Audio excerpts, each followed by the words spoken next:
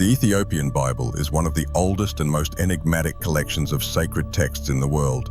Unlike more popular versions such as the King James Bible, which includes 66 books, the Ethiopian Bible contains 88 books. This unique compilation reflects a tradition developed independently of Western influences, preserving texts and traditions that are absent in other versions of the Bible. Among these texts are the Book of Enoch and the Book of Jubilees, considered apocryphal or pseudepigraphal in other Christian traditions. These books provide a unique perspective on the beliefs, legends, and religious practices that shaped Ethiopian Christianity. Beyond its size, the Ethiopian Bible is notable for its content. It includes not only the books of the Old and New Testaments, but also a series of texts that are unknown or rejected by other Christian traditions. This suggests that Christianity in Ethiopia developed within a distinct cultural and religious context, preserving a rich spiritual heritage that dates back to the early centuries of the Christian era. Some scholars believe that these texts were preserved due to Ethiopia's relative isolation from the theological and political influences that shaped Christianity in Europe and the Middle East. The preservation of these texts reflects the deep reverence Ethiopians have for their sacred scriptures. Over the centuries, Ethiopian monks and scribes dedicated their lives to copying and protecting these manuscripts, ensuring that they were passed down from generation to generation. The work of these scribes was vital for the survival of many ancient texts that might have been lost to history. The libraries of Ethiopian monasteries, often located in remote and hard-to-reach areas, are true treasures of spiritual knowledge, containing manuscripts over 1,000 years old. The relationship between the Ethiopian Bible and oral tradition is also significant. In Ethiopia, the transmission of faith and biblical teachings was not limited to the written word. Oral tradition played a crucial role in preserving and disseminating these stories and teachings, allowing them to reach communities without access to written texts. This integration of oral and written tradition is a distinctive feature of Ethiopian Christianity, contributing to the richness and complexity of its religious practice. The uniqueness of the Ethiopian Bible is further accentuated by the fact that it was compiled before the official adoption of Christianity in Ethiopia in the 4th century. This suggests that Christianity was already present and deeply rooted in Ethiopian culture even before it was officially recognized as the state religion. This long history of faith and devotion is a testament to the resilience and spiritual depth of the Ethiopian people, who have managed to preserve their religious heritage through centuries of challenges and adversities. Christianity in Ethiopia has roots that go back to biblical times. Ethiopian tradition asserts that Christianity was introduced to the region by the Ethiopian eunuch mentioned in the Book of Acts, baptized by Philip, one of the first deacons of the church. This narrative suggests that Christian faith began spreading in Ethiopia as early as the 1st century, long before it was officially recognized in the country. This tradition is supported by historical accounts indicating a significant Christian presence in Ethiopia by the 4th century, when the Kingdom of Axum adopted Christianity as the official religion under the reign of King Ezana. Ethiopia is one of the few countries where Christianity was adopted as the state religion so early in history. This was made possible in part by Ethiopia's geographical location, which put it in contact with the early Christian communities in Egypt and the Middle East. The proximity to Egypt allowed Christian missionaries, such as Saint Frumentius, known as Abba Salama, the Father of Peace, to play a crucial role in the conversion of the Kingdom of Axum to Christianity. Saint Frumentius was consecrated as the first bishop of Ethiopia by the Patriarch of Alexandria, establishing a lasting connection between the Ethiopian Church and the Coptic Church. The account of Cosmas Indicopleustes, a 6th century Egyptian monk and traveler, is one of the earliest pieces of evidence of established Christianity in Ethiopia. He described a firmly Christian country where faith was deeply rooted in the daily life of the people and the political structure of the kingdom. Cosmas' account also highlights Ethiopia's role as a refuge for persecuted Christians from other regions, suggesting that the country was seen as a bastion of Christian faith in a time of religious turmoil elsewhere in the world. The ancient presence of Christianity in Ethiopia is also evidenced by the country's religious architecture. Rock-hewn churches, such as those in Lalibela, testify to the devotion and skill of Ethiopian Christians over the centuries. These churches, many of which date back to the 12th and 13th centuries, continue to be sites of pilgrimage and worship today. They represent not only the faith of the Ethiopian people, but also their ability to adapt and integrate external influences into their own unique religious expression. Christianity in Ethiopia is distinguished by its resistance to external influences and the maintenance of religious practices dating back to the early centuries of Christianity. Unlike many other African nations, Ethiopia was never colonized, allowing its Orthodox Church to develop relatively independently of the political and cultural pressures that shaped Christianity in other parts of the world. This independence has helped preserve the uniqueness of the Ethiopian Christian tradition, which remains one of the oldest and most authentic expressions of the Christian faith in the world. The canon of the Ethiopian Bible is one of the most fascinating and controversial aspects of this religious tradition. While most Christian traditions, such as the Catholic and various Protestant denominations, accept a canon of 66 books, the Ethiopian Orthodox Church has a broader canon that includes 88 books. This canon incorporates texts rejected by other traditions, known as pseudepigrapha, and includes works such as the Book of Enoch, the Book of Jubilees, and the 3 books of Maccabees, which offer an alternative view of biblical history and theology. The inclusion of these texts in the Ethiopian canon reflects the independence and uniqueness of Ethiopia's religious tradition. While Christianity in the West was heavily influenced by the ecumenical councils, such as the Council of Nicaea and the Council of Constantinople, which established the accepted biblical canon, the Ethiopian Church developed its own canon relatively independently of these decisions. This parallel development resulted in a Bible that reflects a theological and spiritual tradition deeply rooted in Ethiopian history and culture, but significantly divergent from Western Christian traditions. The difference in canon highlights the distinct approaches to the authority and authenticity of Scripture. In the Ethiopian tradition, the texts included in the canon were considered inspired and relevant to the faith and practice of Ethiopian Christians. This contrasts with the more restrictive approach adopted by Western theologians, who excluded texts considered non-inspired or pseudepigraphal, often due to concerns about the authenticity and authorship of these texts.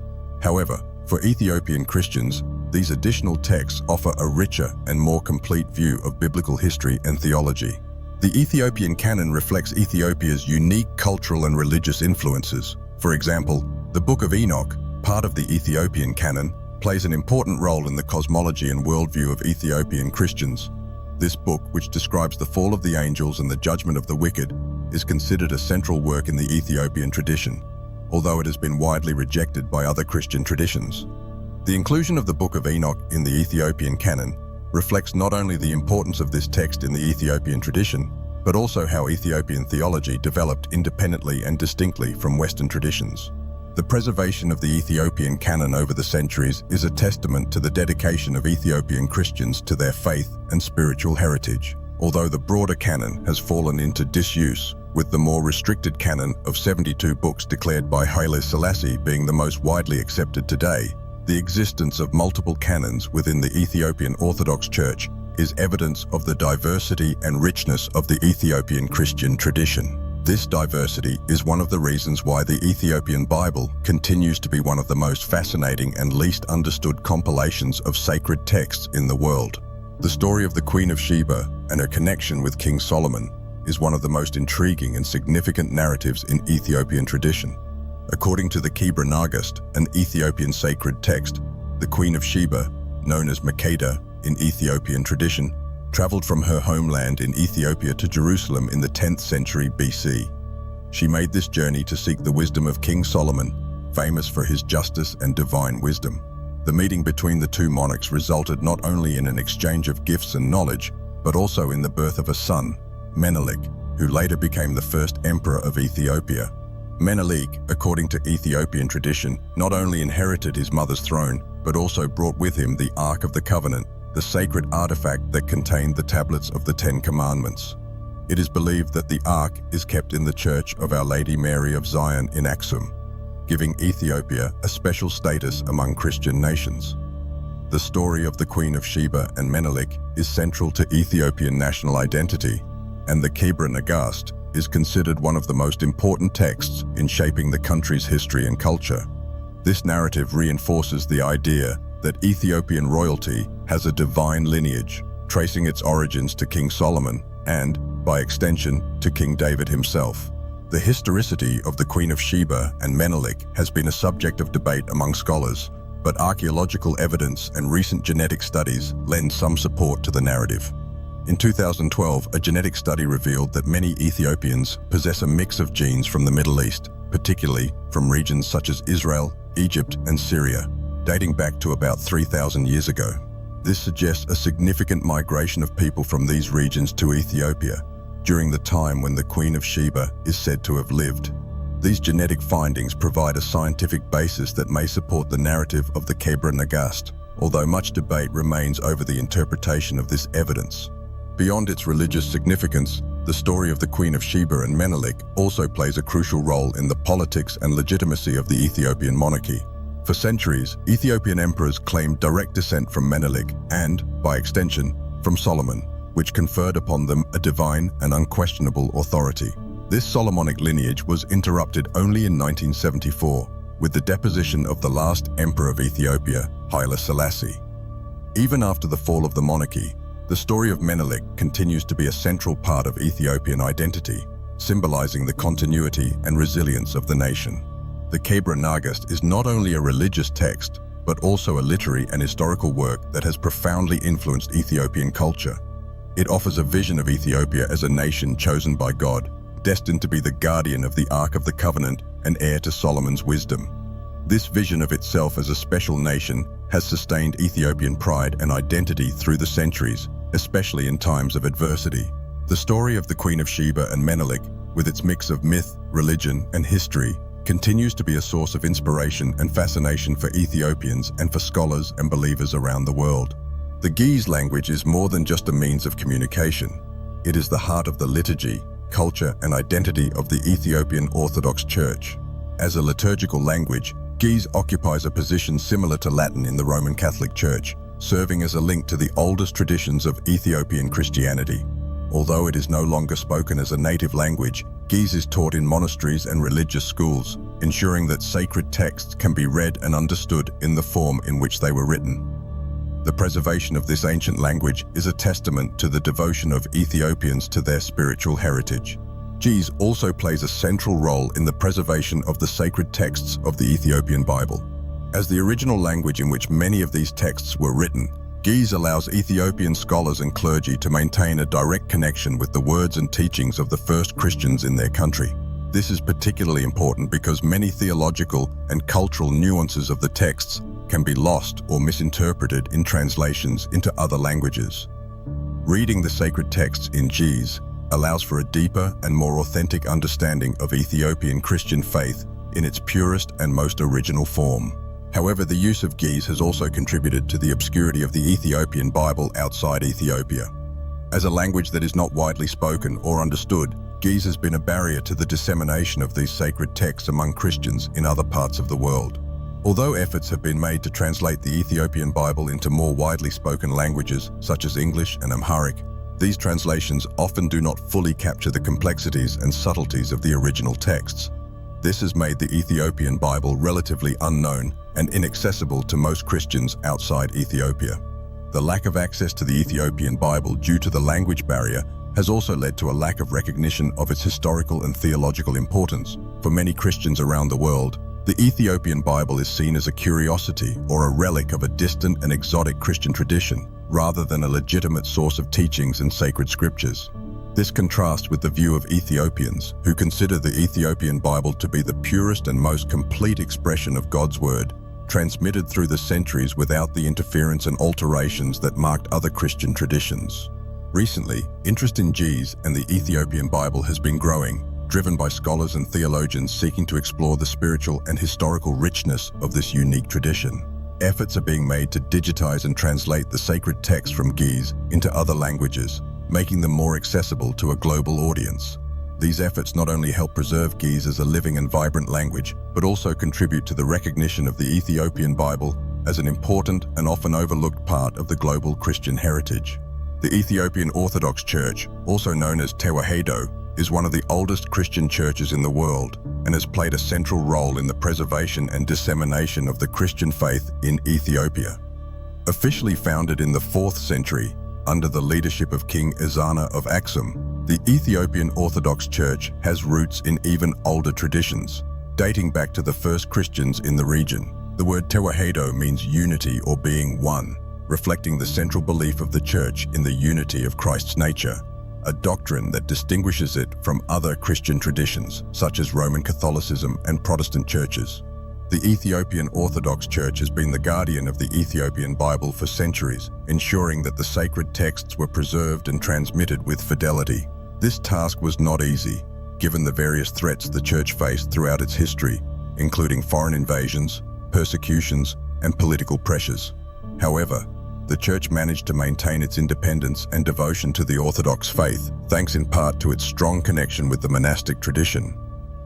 Monasteries scattered throughout Ethiopia have been centers of learning, where monks dedicate their lives to preserving and copying sacred manuscripts.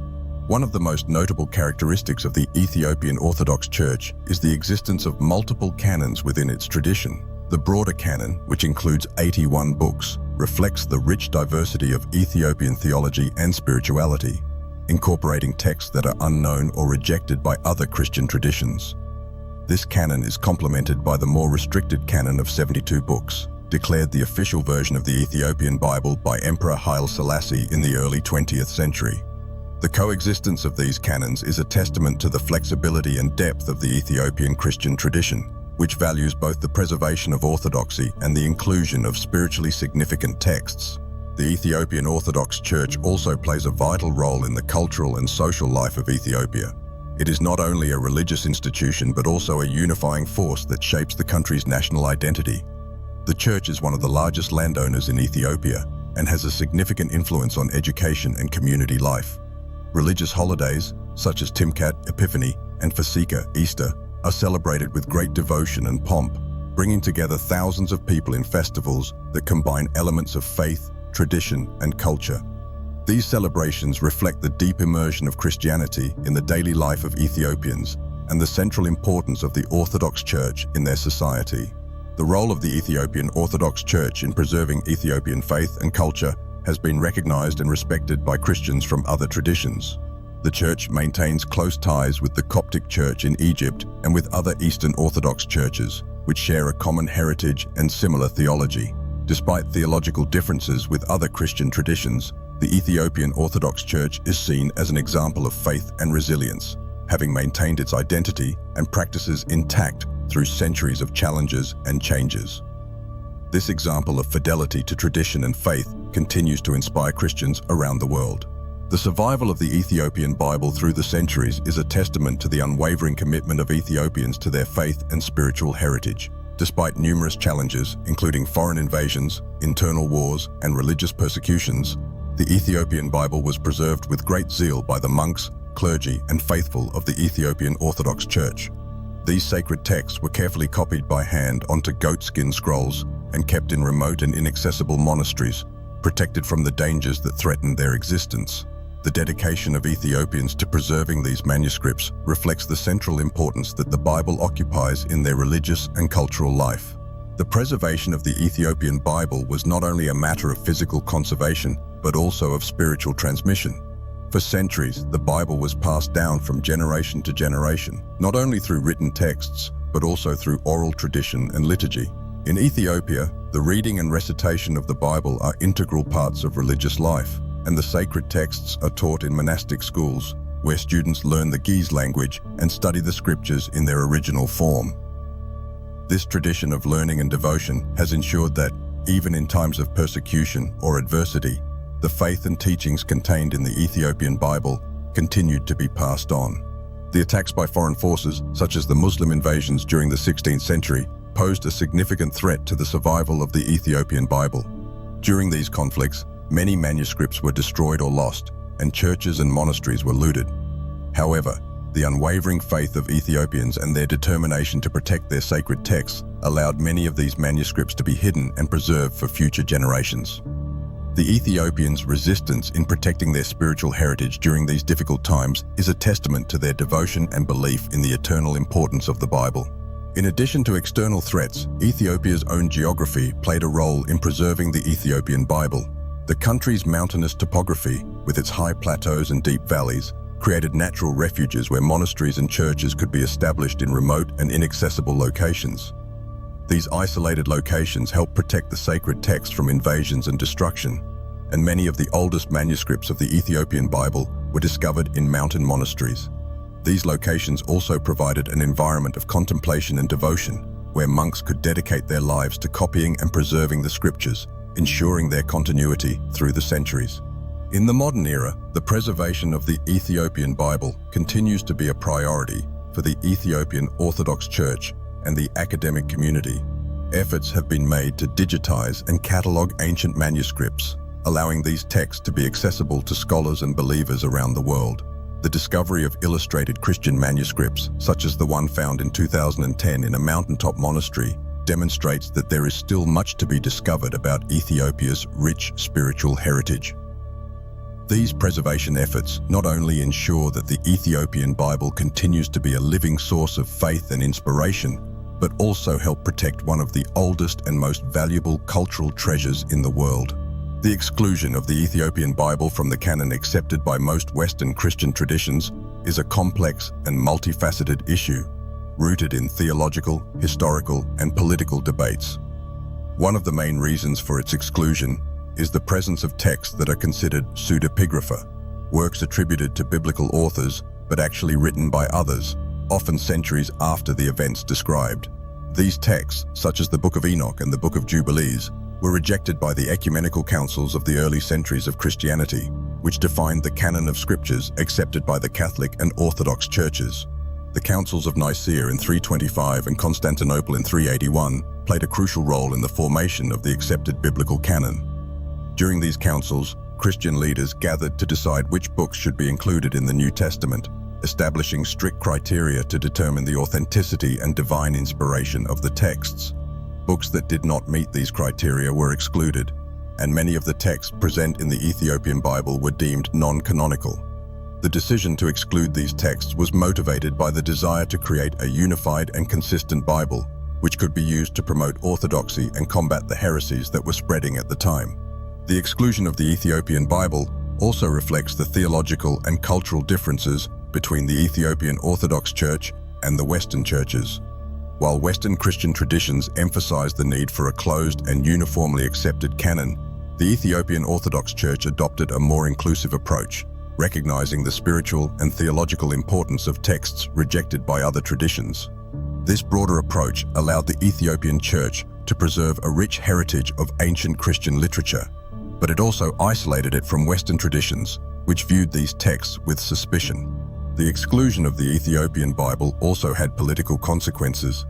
The adoption of a unified biblical canon by the Western churches, especially after the publication of the King James Bible in 1611, was seen as a way to consolidate religious and political power. The King James Bible, which excluded many of the texts present in the Ethiopian Bible, became the most widely accepted version of the scriptures among Protestants, while the Latin Vulgate played a similar role among Catholics. The exclusion of the Ethiopian texts, therefore, was not just a matter of theology, but also of political and cultural control, with the Western churches seeking to assert their authority over the interpretation of the scriptures. Despite its exclusion from the accepted canon, the Ethiopian Bible has been gaining increasing interest in recent years, as scholars and theologians rediscover its historical and spiritual importance. The study of Ethiopian texts offers a unique insight into the beliefs and practices of early Christians, as well as the ways in which Christianity developed independently in Ethiopia. This renewed interest is leading to a re-evaluation of the role of the Ethiopian Bible in the history of Christianity, and many are beginning to recognize that, far from being an anomaly or curiosity, it is a vital and authentic part of the global Christian tradition.